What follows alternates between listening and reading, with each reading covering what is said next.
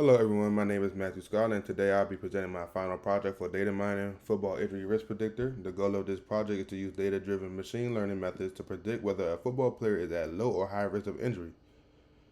And this project is basically about me because I am on a football team here at Virginia State and I'm a 2 year starter and I'm currently injured and I've been injured since 11th grade of high school. So yeah, let's just get into it.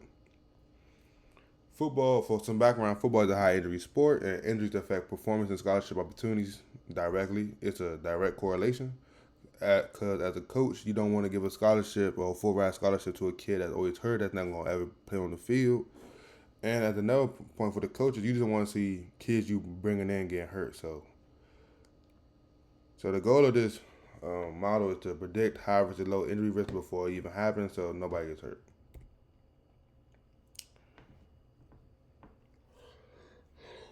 Ooh, excuse me. So, football players experience frequent physical stress that increases the likelihood of injuries every day. An example of this is we tackle every day at practice. We get tackled at practice every day. You're running constantly. You're jumping constantly. You're diving sometimes. Your body's hitting the ground sometimes.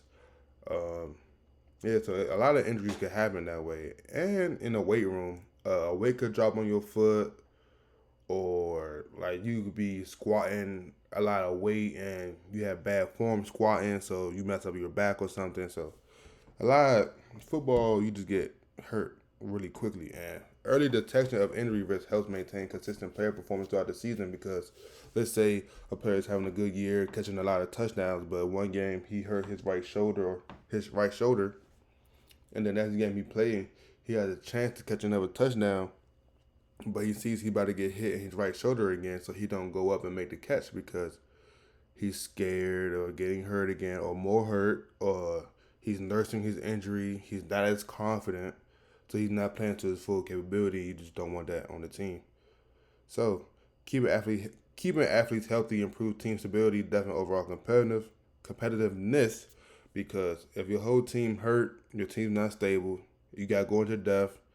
If your team is hurt, you get less deeper and deeper. And if you keep losing and your whole team hurt, oh man, like the team morale just get down. Team players start quitting on the season. Coaches even start quitting on the season. You just don't want that. So that way you got to keep everybody healthy. So this data-driven injury prediction helps coaching and training staff make smarter workload and recovery decisions because not everybody need to be doing everything. Like if you have a bad knee, you don't need to be squatting 400 pounds. If you have a bad shoulder, you don't need to be bench pressing 400 pounds. So like, yeah, man, you just don't need that type of stuff. So obviously, this football injury risk predictor estimates whether an athlete is at low risk or high risk of injury. This model analyzes key factors such as workload, sleep, past injuries, strength, flexibility, and position. And the reason why this is so important because different positions require different strength. So, O lineman strength is more important than flexibility, but for a receiver, flexibility is more important than strength in a sense.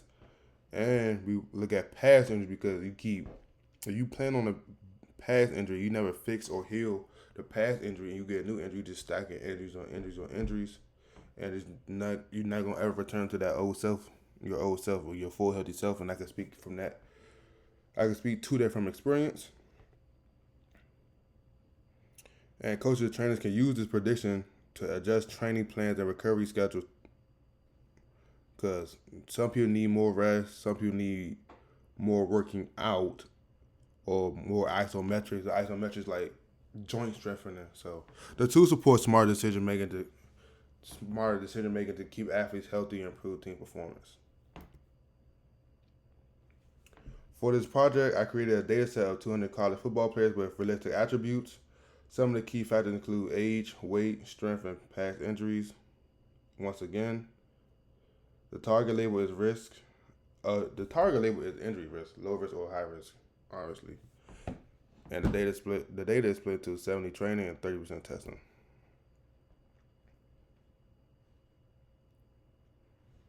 All right, my classification pipeline follow four main steps. Step one, pre-process player data, cleaning and coding positions, scaling features. Step two, training three classifiers, logistic regression, Random foreset and gradient boosting. Step 3, compare performance using accuracy, precision, recall, F1 score, and ROC. And step 4, select the best model, logistic regression to predict injury risk. I'm sorry. I'm a little sick, excuse me.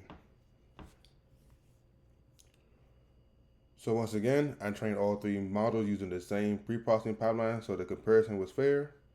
Then I evaluated them all on the same 20 to 30 test split using accuracy, precision, recall, F1 score, and RC AUC. Logistic regression ended up achieving the best overall score and was selected as the final model for injury prediction. I need to slow down.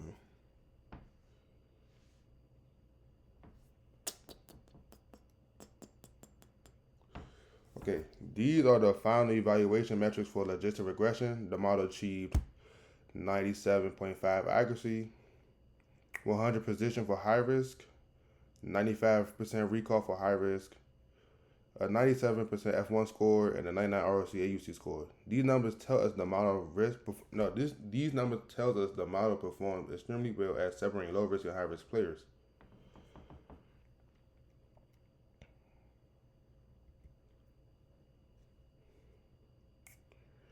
And now to my good and bad predictions. Here's a deeper breakdown of the predictions.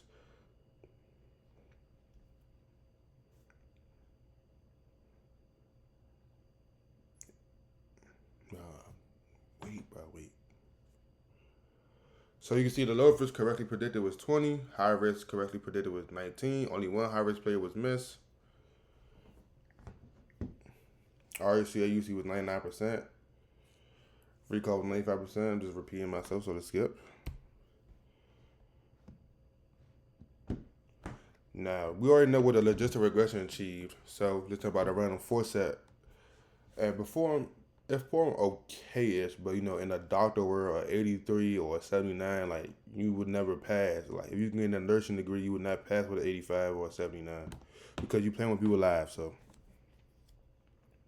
It's not too bad, but it's not where you really want it to be if you talking about injuries and stuff. Because let's say you get a knee injury and it's only 83% and 79% right, it could end up being wrong. And when you get kids and grandkids, you're not gonna be able to play with your kids and grandkids because your knee messed up. So we don't want that. So we want this to be close to 100% as possible. And the gradient boosting had the lowest performance, with an accuracy around about 70 and the F1 score about 67%.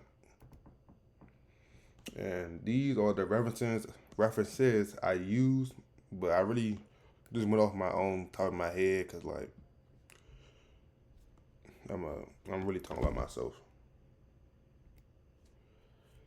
Now this is my demonstration of my code just to show you.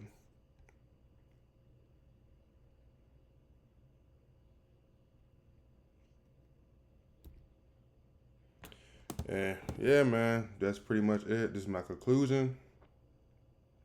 Logistic regression outperformed all the other models across every metric. It reached 97% accuracy, 100% precision, and 95% recall for high-risk players.